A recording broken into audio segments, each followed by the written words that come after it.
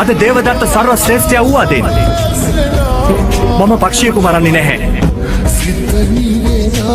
සිද්ධාර්ථ ඔබ මුහුණ දෙන්න පරීක්ෂණයට.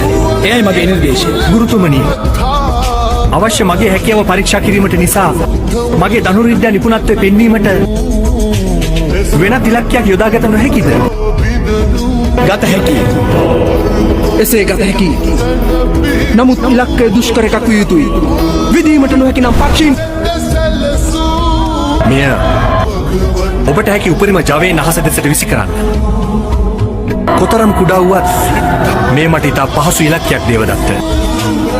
ඇයි උපහාසයට ලක්වන්නේ තමාම?